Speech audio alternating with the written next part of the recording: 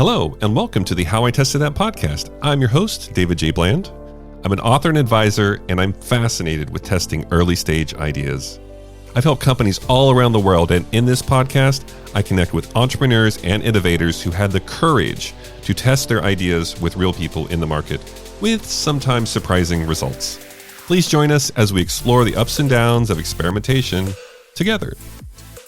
In today's episode, we have Chris Guest. He's a traction designer and a serial startup CMO turned advisor with a track record in guiding tech startups and corporate innovations from inception to product market fit and scalable traction. He has an expertise in category design, positioning, and growth. Forged from more than 20 years of comprehensive marketing and product innovation experience from some of the world's most prestigious consumer brands, including Audi, Mercedes-Benz, Ferrari, McLaren, Visa, Verizon, and at leading consultancies such as AKQA in both USA and Europe. Let's dig in. Welcome to the podcast, Chris. Thanks, David. Good to see you again. I was thinking about when we first met. I think, if I'm remembering correctly, it was probably somewhere between 2012 to 14, maybe, at Lean Startup Circle in San Francisco, where we would just kind of hang out as entrepreneurs and try to help each other test things. And I just remember meeting you back then. I was like, oh, wow, this guy has some really cool ideas. We should stay in touch. And I have to say, pre-pandemic, going into those meetings and just really bouncing ideas off each other, it was a lot of fun. Yeah, that's right. Those were the days. That was the Lean Startup Circle Unconference. Once I sort of discovered the book, I became quite a nerd about Lean Startup for a while. And so I was quite happy to find my people and go and jump in and got right into volunteering at the events and everything. So yeah, it was great to meet you there. And I think the last time we met was actually at your book launch, because I was thinking about this earlier, and that would have been one of the last events before COVID, I think. Was that the end of 2019, something like that?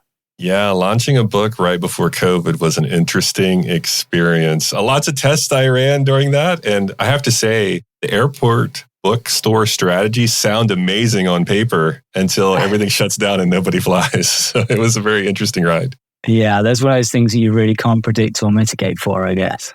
But I remember when I was writing that book, you were at Topology at the time. I was like, wow, we need some stories about what you're testing there back in the day. And that's how we really started talking about getting you as a case study in the book. And I know in the book, we can't necessarily go into as much detail as we'd like and everything. But you all were testing some really cool things back there with this idea of, oh, we're going to measure your face and put glasses on your face that are perfectly measured for you. And I remember the MVP and you guys doing intercepts. It was such a cool story.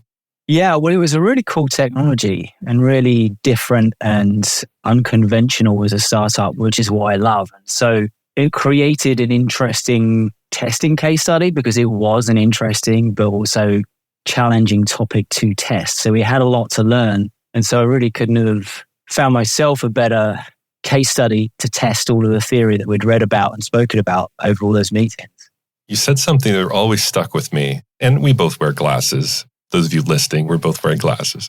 And I remember you saying you were intercepting people on the street. And there was this idea of, well, maybe they're problem aware or maybe they're symptom aware. I remember that difference that you were explaining to me. And I was like, oh, I never really thought about it. Because I always thought about, all right, do they have the problem? Or are they actually seeking a solution? That's what I'm sticking with. But you had this nuance to that I thought was really interesting because sometimes people's glasses don't fit properly and they don't know why. Yeah, that's it. And that was a learning that I got from just talking face to face with lots of different people that were wearing glasses. I guess that was the genesis of something I've developed over the 5 years since, which I call the problem perception spectrum. Maybe a little bit of a mouthful there. I'd take your feedback on that as a name. But it's the idea that in problem validation, the problem isn't binary. It's not just a case of do they have a problem or don't they? Or does this person have the problem or not? There's actually a whole bunch of steps in between. And those nuances are actually really interesting and really powerful. And so I guess as it relates to topology, and I should probably just give a quick bit of context so people know what the topic is that we're talking about. Topology Eyewear was a concept of custom fit eyewear made from scratch based on a scan of your face. The problem that it was addressing was the entrepreneur's vision, Eric Varady, his idea that most glasses don't actually fit most people. The reason for this was that everybody's face is genuinely different and unique. but all glasses are made thousands at a time for a mythical average person that doesn't really exist. And so as a result, most glasses don't fit most people, and it's incumbent on glasses wearers to go to a store and try on 1,000 different pairs until they find something that works. And so what Topology was a system whereby you'd actually scan your face from a video on an iPhone. So you just take a video selfie. This was before even iPhone 10 and structured sensors. So there's no 3D model. We actually use computer vision. We'd take a video, analyze it with computer vision and make a 3D model of your face, and then present an augmented reality virtual try-on. It's your face in a 3D model on the screen. And you can then actually see the glasses on your face, change the size of them if you wanted to, make them a bit taller, a bit wider, change the color, and then actually order it from your phone, and we'd make it from scratch, one pair at a time in downtown San Francisco. Radically different concept. Coming back to your question about the problem perception, the very first thing that I did, because when I met them, I didn't wear glasses.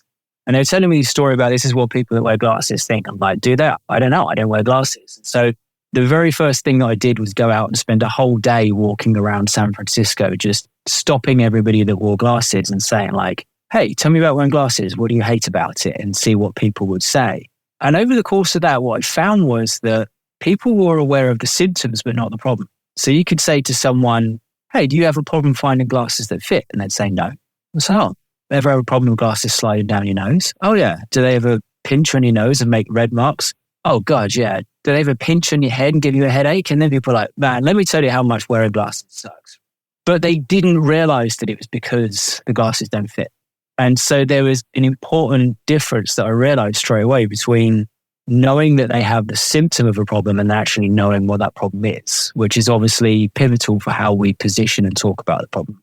I love that. I love that you just walked around and chatted with people and tried to understand. And that nuance between are they problem aware versus symptom aware? Because again, ideally, I keep giving advice to people to say, go after people that are seeking a solution to a problem. Like, those should be early adopters. But it's not always that straightforward. And so I love that. And I'm wondering, so you mentioned this new framework you were using. I'm just curious, how has that fed into what's happened beyond topology and what you're doing now as sort of a traction designer? Like, how is that feeding into your thinking today? Yeah, I found it absolutely foundational because it was in that project with Topology that I realized that there's a difference between knowing the problem and I guess it's that idea of perception is reality, right? So it's not whether or not they do or don't have the problem, it's how they feel about it. And so the perception spectrum is saying, again, it's not just a binary, do you have the problem or not? It's actually a spectrum. And it ranges from, and I won't sort of read out every step, but it starts with this, okay, no, I don't have a problem. And they're right, they genuinely don't have a problem. And then you have that problem unaware where they think they don't have a problem, but we can see as the testers that they actually do. They're just not aware of it. But then there's a bunch of other nuances which are really interesting. So it could be, I have this problem, but I'm not bothered enough to do anything about it. Or I have this problem, but I just don't believe that it can be solved. And then another step could be something like, well, I want to do something about it, but I'm not sure what that is or when. And then another step could be, I want to solve this, but I'm going to do it with a manual workaround, which might be a spreadsheet or a Post-it note or an intern or something which isn't a direct competitor, right? And so there are some similarities to this idea of the buyer funnel, right? People go from sort of, being brand aware to problem aware and so forth.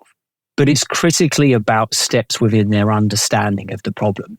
When you understand that, it's absolutely transformational for how you position and communicate the product. So for example, in Topology, what we found, as I mentioned, is that most people felt like they didn't have the problem of glasses that fit. But in actual fact, they did. They just didn't understand that was why they was having the problem. So what that tells us is that our job is to market the problem in order to market the solution. If we just come out and say, finally, glasses that fit, no one's going to get it. We had to do the work before that would say, if you're seeing this, this, and this, actually, it's not you, it's your glasses, right? That's when the penny drops to people. It also, on the Topology example, helped us actually understand who the early adopters were, because it turned out that there is one group of people that do already know that their glasses don't fit them. And that's Asian Americans. Because as it turns out, almost all eyewear in the US is made for an average Caucasian face. Asian Americans have a certain different bone structure, which means that they don't fit them. And so many people have learned to go and look for this category of products called Asian fit glasses, which you can find. There's like usually one shelf of them in Warby Parker or in Gins or something like this. But that to us, that says, okay, that audience is in a different section of the problem perception spectrum. They're in the old category one, which is I know I have the problem and I want to solve it, but I'm going to solve it with a different solution, which is in this case, Asian fit glasses. Then our job to that audience is not to market the fact that their glasses don't fit. They already know that. It's to say, you think you wanted Asian fit glasses, but you actually want custom fit glasses, and here's why. Very, very different positioning, very different communication. That's one example for Topology. I can certainly share some more recent ones if you're interested. Oh, that's amazing. Because we're always talking about, okay, is there observable evidence that people are seeking a solution to the problem? And usually where our heads go, well, where are they going online and offline? And we'd like to think they're just typing in online, how do I find glasses that fit? Which I imagine you've all done some of that too. I think this nuance you're bringing up that, well, they could be hiring a solution that isn't quite what was intended when that solution was designed. So it's almost like they're hiring a solution in a different way, or they're behaving in a different way, trying to find a solution. And I don't know if founders think about that way. I think we're saying, oh, we're just going to Google. I'm going to do search trend analysis and try to find out, is anyone searching on these terms and look at the related terms and all that. But from what you're describing to me, it sounds like it's much more nuanced than that, because people could be hiring solutions that maybe aren't necessarily even marketed to them, but they solve the problem in a way that maybe even the people that created that solution don't realize. Yeah, that's right. And it's all about understanding how they contextualize and think about the problem in their mind. So I'll give you a different example. The last startup I was at, a CMO, was called Bright, and they made basically a very premium smart mattress. The problem that this mattress solved is the problem of waking up during the night. Not so much about falling asleep, but the main problem was waking up during the night and how that makes you feel in the morning like you haven't slept at all. So you go out and you ask people, again, try and find out, do people have this problem? Are people aware and do they care about waking up during the night as different to, say, falling asleep? Structural research interviews to try and get an understanding of what's most important to them. But then as we go through the spectrum with these customers, where we found people there was, I know that I have a problem waking up during the night. I do believe it can be solved, but I never imagined that the mattress could be the solution. So people think, oh, I'm waking up during the night. The problem is I'm drinking too much water and I need to wake up and pee. Or I need a solution that is a sleeping pill.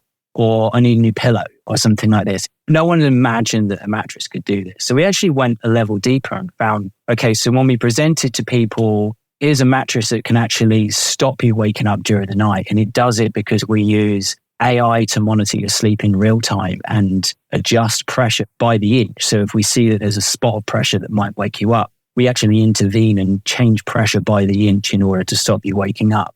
That particular unlock took people from, I don't believe this solution can work, or I believe that I need to solve the problem of waking up, but I don't think a mattress can do it, to, okay, now you've told me that bit, I can believe you. And so it's understanding those nuances. I'll give you one more example. I'm working with Sam Hatum, who I think you might have met back in the day. He's working on a concept for a software delivery platform that's potentially a replacement for Agile as a whole methodology, particularly managing tickets and backlogs and things like that. And it's called Narrative. Just for context, instead of having a backlog of lots of different myopic stories, you have one narrative presented as a flow that unites the entire team. The business can see it, the technical team can see it, and they find the tests and specs all in one place. So this solved a number of different problems we thought. At one point, we had two different hypotheses about which was the problem. One of them is about creating a single source of truth for the whole team. The other one was about guiding people from vague requirements to detailed specifications. And we wanted to find out which one was most compelling to the audience. So we went through this process, and what we found was actually two very different points in the spectrum. With regards to the single source of truth, almost everybody was in the column of, I have this problem, but I just don't believe it can be solved. And the general refrain was like, yeah, bullshit. Yes, that's a problem, but no one can solve that. People have been talking about it for decades. I don't believe it can be solved. And until we showed them, and then they said, oh, okay. No, I'm with you now. But that tells us our job is not to just market single source of truth, because it's just going to get discarded. The people are going to disregard the claim. So that tells us our job is to actually prove it. And what ways can we actually prove that this does work? With the requirements to specs problem, people knew it was a problem, but they're solving it via manual workarounds. They say, yeah, that sucks, but we've learned to get everyone in the team together in a room and we do an event storm session or we do a brainstorm and we put stickies on a whiteboard and then we do a backlog grooming. A very manual workaround for the same problem. And so there, our job is to say, okay, you thought that you wanted to do that process, but actually we've got this product which is going to make that much, much easier. And so you can see that understanding the nuances of how they perceive the problem makes a radical difference to how you position and how you message it. Oh, I love that. I feel as if in the past, a lot of the advice we've heard has been you test with customers and we frame it as a headache versus migraine problems. That's been a really common one over the years, right? It's a headache, it's a nuisance. They might try to find a solution to it. They might not. They might just wait it out and it goes away. And then migraine being, okay, it's much more painful. They're going to find a solution there and it's going to be urgent. To hear you speak to this, and I would frame this under kind of desirability risk, right? It's a lot of desirability risk around your value prop and the customer and their jobs, pains, and gains and all that. It feels as if that's almost not giving it enough nuance. There's so many different levels of desirability testing here that you're probably not necessarily just running into situations when you're trying to test your ideas. There's so many different layers there that you need to test through that maybe us framing them as those two extremes isn't necessarily helping us in our testing.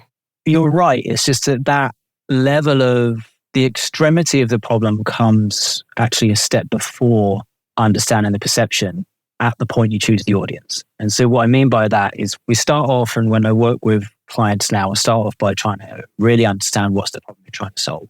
And then ask, okay, who's the customer that most experiences that problem? And we do go through a process of saying, okay, is it going to be, in that last example, is it more about the technical product manager or is it the delivery manager in the team that has that problem? And is this a problem that enterprises has more than startups or scale-ups? Or how do we triangulate some niche that we think most acutely, most painfully feels this problem? Because I do agree very strongly, actually, that that is the best place to find your early adopters. But then having dialed in on someone saying, hey, this is our assumption of who the customer is. Yes, you want to validate that they do experience the problem to the extent that you do, but also go a step further and say, what does it feel like to them? How do they perceive it through their eyes and not through the entrepreneur's eyes? Not just do they agree with our statement, but what do they say unprompted? And so the way to get to this is a qual interview, basically, but going through a sequence of steps where we start with very broad open questions like, tell me about your sleep, or favorite question, if you could wave a magic wand and change any one thing about your sleep, no matter how improbable it might seem, what would it be? And then we're looking for what's the first thing out of their mouth. Okay, then you had a second wish. What would the next thing be? And you ask a few open questions like that to see what comes out unprompted. And then I go into, hey, have you ever had a problem with this? And then it's a prompted question. And then you use those techniques about, tell me a time when you did this. What did you do to solve that problem? When you start to go through that sequence, and the real trick of it is, and this is the bit where it gets really hard, how do you ask one question that doesn't pollute the answer to the next question, right? So you kind of not accidentally leading them to your natural conclusion. But yeah, it is still, what's the problem first? Who's the customer that experiences it? And now let's take that specific customer and look at it through their eyes. And if you're doing that and you find out that actually a lot of the people were in the camp of I don't have the problem or I don't care about the problem, well, maybe your customer hypothesis is wrong. And then you do go back and say, okay, well, who is our next guest? Now let's take them. Do they resonate the problem? Yes. And what's their perception? And then you match those two together. I feel as if the trend that I was hearing was past experiences from you. It's not a lot of future hypothetical, would you buy this solution, which I think people get very excited about their solution. And that's where they lead, polluting almost the answers, as you framed it, because they're just excited and they want to know a future hypothetical situation where you're going to buy this thing for this price because of this problem you're experiencing. And what I'm hearing from you is very much having them tell stories about their past. Yeah. I'm not really an expert in having done a lot of study of research techniques, but someone gave me that advice at some point in the past. Don't ask someone what they would do, ask what they have done. The classic example not being, how often do you go to the gym? To which we all want to say 3 or 4 times a week. You say, how many times did you go to the gym last week? And then you get a better indication of the truth. Try and apply some of that mindset as best as I can remember. I like it. So I'm curious, what are some of your favorite experiments you've ran over the last few years? Things that maybe people aren't aware of or aren't very common, just really these amazing experiments that have generated evidence for you. Some of your favorite ones. What are some of those? I think the topology example in the book's probably one of my favorite because there was just so many unknowns and it was such a wildly different product. It required quite a lot of thought of how we were going to get evidence for it. So as I said, the first thing that I did was just go out and talk to a lot of people and ask them about wearing glasses and give me some idea of people don't like this actually. This is something that we might want help with. We had a number of big questions and big assumptions. And the first thing was does anyone understand that they have this problem of finding glasses that don't fit? Would anybody believe that custom tailored eyewear, glasses made just for them, would actually solve that in any way? But then there was a real key shift. This is a textbook discontinuous innovation in terms of requiring the customer to change their behavior in order to adopt the product. You thought that you buy glasses by going to a store and trying on 1,000 pairs. Actually, no, you're going to do a virtual try on instead, and we're going to make one for you and it's going to fit. Huge leap of faith for the customer to take to believe that that's going to happen. Would anyone do that? And I should also say as well that I can't remember what our starting retail price, but frame and lenses together, we're in the region of about $500, $550, which for someone that doesn't wear glasses or only shops at Warby Parker, that sounds a lot. But that's actually a well-established price point of what you might be paying for stock glasses with the words Tom Ford written on the side. So it's an existing price point, but a very different proposition. And so when I first met Eric and the team at Topology, he'd been working for years in stealth, creating this unbelievable technology, both the software and also the hardware to actually make it. But he'd never actually gone out and showed it to anyone and got their feedback. So there was a lot to learn. So we had this idea that we could start getting feedback on this. We didn't have a product that anyone could use in terms of the software. The virtual try-on was very difficult to use, but we did have this test rig, we called it. So the actual engineers, when they were making test pairs, they'd have a version of the app with all these ugly sliders on it. You couldn't decode how to use it. It just had loads of symbols all over it. But we thought, well, no one else could use this, but we could. What if we got in front of customers and we scanned them, we operated the app for them, but then we could at least talk them through it. And so we thought, okay, this is our chance to do, and I think we'd call this a concierge MVP. You could tell me better whether this is concierge or Wizard of Oz. I think it was maybe a little bit of both. But what we did is we found a partner, lovely chap called Stephen, an agency called Partners in Crime, who had actually opened his design studio in a storefront on Union Street in San Francisco. And so for anyone that doesn't know the area, this is a lovely street full of boutiques with sort of a trendy, affluent crowd that would walk up and down. And the idea was we'll set up a pop-up shop in the front of the store. We created a fake name at the time. We weren't called Topology, so we just made up a name and called ourselves Alchemy Eyewear. Stephen made us some posters for the window to say, new concept pop-up today.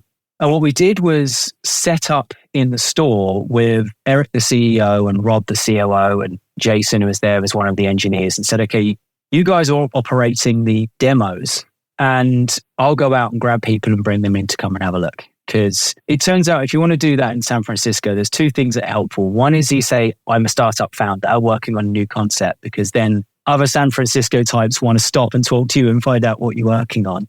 And then the other benefit is if you have an English accent, it does just grab you an extra couple of seconds of intrigue when you could spurt your pitch out there and get your question out and hook someone. I went out onto the street, would grab people that were wearing glasses, ask them a couple of questions to see if they seemed like they were good to talk to and they were interested. I'd give them a 1 or 2 liner explanation of what we were doing and say, could you come into our pop-up and check it out or give us some feedback? And by the way, at that time, I'm trying different sentences all the time. Every single pitch was a bit different, and I'm learning and iterating what people are resonating with. And then I'd walk them into the store and introduce them to one of the guys that ready to do the demo. And then the guy in the store would ask them a few more questions. they'd actually do the scan for them and then ask them more questions while the scan was processing, because this was before we'd built out all of the AI processing on the cloud or anything. This is 2016, I think we did this, before there was the AI infrastructure there is now. So it took 12 minutes for each scan to process. And so when we scanned a customer, the guys had to keep them entertained for 12 minutes to stop them leaving the store. And then we'd show them the virtual try-on, help them style their glasses. What we wanted to do is to try and control this experiment in a way that we could actually get useful data for it. And I told the guys, like, let's not expect that anyone's going to buy any glasses from us today. We're not really looking for that as an objective, but we want to see how interested people are and where their interest drops off, right? So the first thing is, can I come up with a sentence that gets people interested enough to come into the store? The next one is then, when they're in the store, what do we need to convince them of to be bothered to take a scan? And let a few strange nerdy guys like us kind of scan their face with an iPhone. They have no idea who we are. You know, this requires a little bit of trust. And then, having seen their face in the store or on the virtual try-on, do they actually believe that something real is happening here? Do they believe that we've measured their face? How do we help them understand that? And we do things like flip to a developer mode where you could see a wire mesh and a load of measurements and stuff. And it turned out that was a big unlock for people understanding that this thing was real. And then we had to control for a lot as well. So in the real world, we understood, okay, if we have an app and people can download it from the App Store and buy online, well, we'd need to have loads of great photographs there. That was an assumption that people would want to see high quality product photography to know this is quality product. Well, we didn't have this yet. We couldn't show them that. But we thought, well, this isn't really a fair test if we don't show them what the glasses are looking like. So we said, okay, we'll bring along some samples. But then we can't do that because that would pollute the experiment. Because in the real world, when they're in the app, they wouldn't be able to see and touch the glasses. And so then we had the idea of, okay, let's put them behind some glass. I don't remember where we got a little display case from, but we actually put the glasses, the real ones, on a shelf behind some glass so people could see it and not touch it. And then we said, okay, this is our proxy for seeing a product photograph. And then what we did as people were going through is, okay, let's just take a tally. Like, how many people that I stop on the street would agree to go into the store? How many people that came into the store would let us scan them? How many people that would scan them gave us good feedback? One of the things we predicted was that people would say they loved it when they didn't, because people are polite for the most part. And so we say, okay, well, we need to find out if they really like it or not. And so what we did was say, okay, at the end of the scan, let me email that to you. Can you give me your email address and I'll email it to you? We said that, okay, we think that if somebody says they like it, but they don't really, they won't give us their email address. So we counted that as kind of like an expression of interest. So this was roughly how we set it up. And I went out and kind of spent 3 hours acting like a carnival barker in the street, roll up, come in and see our demo. And after a few hours, I went back in to see Eric and say, how's it gone? And he said, we've sold 4 pairs of glasses. Amazing. I think it was 4 from memory, but yeah, they just like made a couple of $1,000s in the last few hours. I guess the other ironic thing was that this storefront that we had was only 2 doors away from Veo Optics, which is a very high-end designer eyewear store on Union Street. We easily sold more than they did on that day. That one was a happy outcome. I actually decided to join the company at that day. I was freelance at that point, but I went home and said to my wife, I think they're onto something here. I think I'm going to join. So that's when I joined as CMO after that. But yeah, that was just one step in a very interesting journey.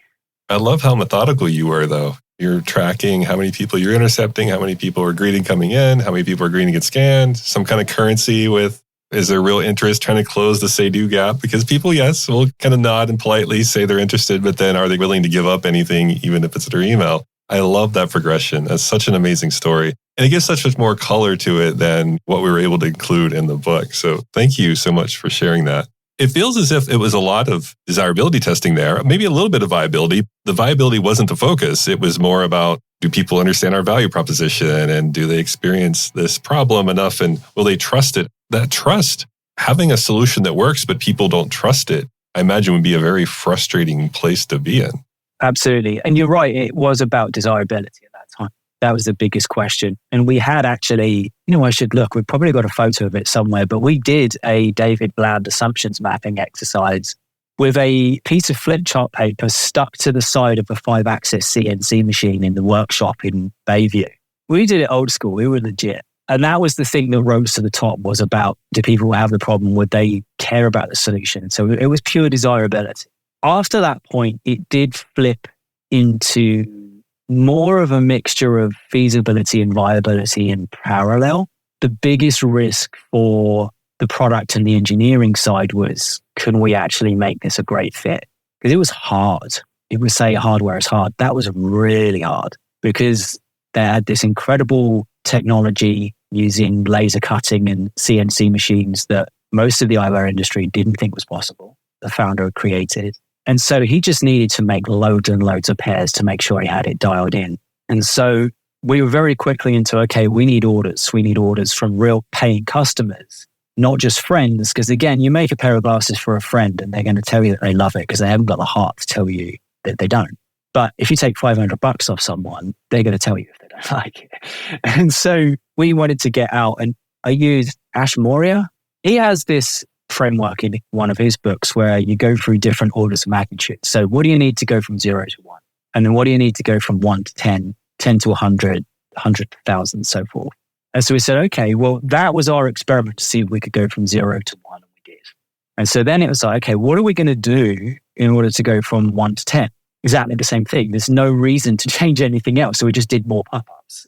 So we make it to 10. Are we going to go from 10 to 100 on pop-ups? Yeah, I think we can. But I think we need to build out a little bit more of this and that. So we did that, and we were just always getting orders. I said about some fails along the way. They're always surprising, but I think our best event was at the Maker Fair, just south of San Francisco, I think like Redwood City. And so this is a meetup of nerds and makers, inventors and tinkerers that are coming to buy parts to make robots with and stuff like that. And so we did a pop-up there, and we took something like 32 orders over the space of 2 days, right? So very, very successful. But I think we got a false positive for 2 reasons. One was that the audience were very nerdy, and it was very much like I'm a nerd, you're a nerd, we're all together, one of us, let's buy from each other. But also, at the time, it wasn't possible to buy online. So people would try it on and they'd say, this is really interesting, I love what you're doing. So can I just go to your website and buy this? We say, no, we're not live yet. We're just doing a pop-up for 2 days. And I'm like, okay, well, buy now because it's now or never. The next event we did, we had launched, and I think we did a pop-up on Valencia Street. And people would say, can I buy this online? It's like, yeah, no problem. No orders. We went from 32 in 2 days down to 0 because we lost that immediacy. People would say, okay, yeah, I'll do this later. And when someone says, I'll do this later, they never do. That was one thing that we realized that actually, that immediacy was giving us a false positive. The other thing we found, which was counterintuitive, is that the better we got at the pitch, the worse the conversion got. How is that possible? And I think that in the early days, we were all awkward. We were making it up as we went along. And I think there was a certain charm to that. I think that people could see that we were genuine and we were trying to figure it out. Maybe they felt a bit sorry for us, but I don't know, but people gave us a go. And then by the time I'd literally spoken thousands of people face to face. I think I estimate 1,000 to 2,000 people. After I got pretty good at the pitch, but the slicker I got at it, the less effective it was. It just lost some of that beginner's charm and looked more like a salesman and less like a founder that was just trying to figure it out. That's interesting. I've had that experience sometimes with, I'll help a team and they'll say, we're going to do a really quick and dirty landing page with our value prop and everything. And they'll start getting some interest. And then they'll say, oh, we got interest. We have to make it look all better now. And they'll polish it and spend days moving pixels around. And then the polished version actually generates less demand somehow. So yeah, I do think there's something into that. But I just love that story of how you all tried pop-ups and you say, this is as far as we're going to get with pop-ups. What else do we do? How do we scale beyond that? I just love hearing you talk about it because it's such an interesting example of it's hardware and it's software and it's consumer. They're somewhat symptom aware, but not problem aware. There's so many different dynamics in that story. And I'm just curious, what are you testing now? Because this was a while ago. So what are you doing today? What are you digging into now? I was a startup CMO for 8 years, over 3 different startups. The 2 I mentioned, Topology and then Bright, were 7 of those years. And now I'm in advisor mode.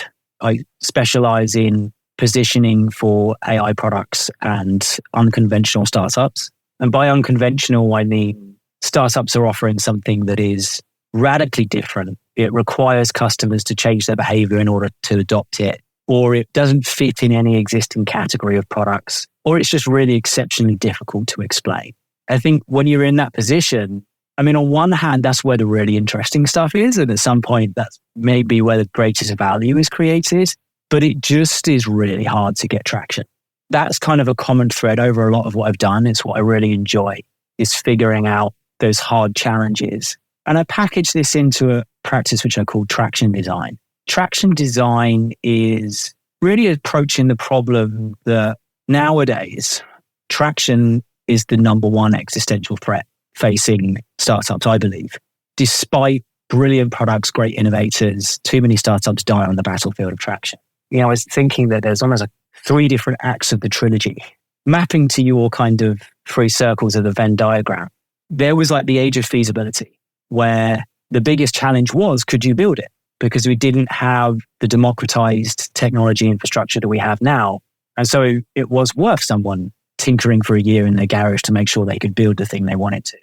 And then I think circa Steve Blank, Eric Ries, 2010s, those sort of terms, what they taught everyone was, okay, it's not the feasibility, it's the desirability that kills you. You might disagree with this, and it might just be because I'm kind of stuck within the local maxima of San Francisco, but I feel like a lot of people have got that message now. And I feel like there's a lot of startup literature about how do you create something that people want. As a result, we've never had more great products hitting the market every single day. It's like a fire hose, especially in the age of AI. And so now I think we're going beyond the desirability phase into the viability phase, and particularly the marketability or traction phase. What I'm working on is how can you actually validate from the outset that you've got the potential to gain traction later on down the line? Because there's this weird thing that happens where every startup investor is telling founders, come back when you've got more traction. It's probably the most uttered sentence in all of Silicon Valley at the moment, come back when you've got more traction. But yet the process that everyone's following is still product first. Everyone still goes prototype. Can we get to problem solution fit? From problem solution fit, can we get to product market fit? What's even the difference between there? You find some different points of view and what the difference there is. And then you worry about traction. Well, now 90% of your runway's gone. And if our job is to validate the riskiest assumption first, traction should come first. And so what I'm working on is kind of how do you turn that around? So can you, from the outset, from the earliest days, validate a market opportunity, validate positioning, and validate your hypothesis of how you're going to get to traction for your early adopters before you spend all of your runway just trying to get to problem solution fit. And so that's the process called traction design, which is kind of a work in progress. So you'll find it on Substack. Rather than being a finished text, it's kind of thinking in public, if you like. And then I'm developing that with various clients in one-to-one consulting as well. Yeah, it's almost like your risk moves around. You're right. Back when we met, I think I was still at Neo, which was kind of almost like a startup studio. And we were pulling together all these designers and developers to work cross-functional to build, like literally code, And I would say, wow, fast forward to today, that's probably a no-code, low-code studio. You can just spin up stuff like the feasibility isn't such a risk anymore with a lot of that stuff, or it's certainly not as expensive on the cost side. And yes, we have a lot of material around desirability and how to test with customers really quickly. Even if somebody wants something, it's will they pay enough? How do you get enough traction? So I do like that framing. I do think you're onto something with that. I think it's offer traction, product traction, market traction. Let's just take out the phrase product market fit, which most people are confused by to the extent it's not really that helpful. This is the most important thing in your business, but I can't tell you what it is or how to measure it. You'll know if you get it. What if you were to actually formalize? The first thing to do is to construct an offer that you can validate will get traction with a valuable market. You can almost think of it as the top 5 boxes on a lean canvas. So you've got your customer hypothesis, problem, value proposition, solution. And Ash has it down as unfair advantage, but I think of it more just positioning. How are you going to carve out your niche and defend it? To validate those 5 things plus your price, you should be able to take someone from a point of, I don't know if I need this, to shut up and take my money without even needing to touch the product. I met a company, and this is not one of my clients, but I met a company in the edtech space. They had a proposition of your kids get A or A star or your money back in their exams. This is in England. Now, as a parent, you almost don't need to know how they're going to do that to know that you want that outcome, right? The only missing piece of information is how much. If you say to a parent, give me $50 a month and I'm going to guarantee that your child gets an A or you're going to get your money back, you already want to buy. You don't need to know what the solution is. I do believe that you can create an offer and validate that a valuable market wants to buy the offer before you've even built the solution to fulfill that. And if you can, that really is doing what you teach, which is to identify your risky assumption and do it first, which is what most people don't do. That's what I've kind of got a bee in my bonnet about, as we say in England, and I'm working on at the moment. I think you're onto something with that. Again, feasibility, time and time again, teams I'm coaching, that is the least risky part of things. Whether they can build it, it's always, well, do people want it? And then if they want it, will they pay enough for it? And how do you start figuring that out before you overinvest in something that then you're stuck with? And I always have a saying that you can't pivot if you're broke. So if you spend all your money on feasibility, it does cost money to pivot, right? And if you don't have any money, you can't pivot. I do think this idea of just pivoting your way to success, when you think about it in reality, as a startup, how many pivots you really get? Maybe 1, 2 at the most before you run out of money. And so spending your time on feasibility, it just seems like that's the most expensive way to learn. And you're only learning kind of in this customer-free zone. So I do think you're onto something with, can we get traction, and specifically traction going not just desirability, but also going into viability on the front side, and use that to help inform our solution. That would help, I think, the mental model with people versus I'm going to have a solution and then I'm just going to see how much will people pay for that. I do like the way you're viewing it. Awesome. Thank you. I really appreciate you spending time. I love the stories you shared about testing, especially back in Topology days. I love that you added more color to that. Where would people go if they want to find out more about you? I'm on LinkedIn at /Chris Guest, as in hotel guest. I also have a website at tractiondesigner.com. And the problem perception spectrum, I'll create a worksheet and a resource for your listeners there at tractiondesigner.com/problem. So you put that in, that will take you straight to that resource. And then Traction Design is on Substack. If you're on Substack, just search for Traction Design. You'll find it there. And I'll be writing more about the perception spectrum there and plenty more testing stuff to come. Awesome. Thank you. Looking forward to what you're learning in public on Traction Design. So thanks for joining us today, Chris. No, it's a pleasure. Thanks so much for having me. Good to see you again. Thank you for listening to another episode of How I Tested That, where we share stories about experimentation, tips, and tricks. If you learned something new, please recommend us to a friend or colleague. And remember, keep testing your ideas.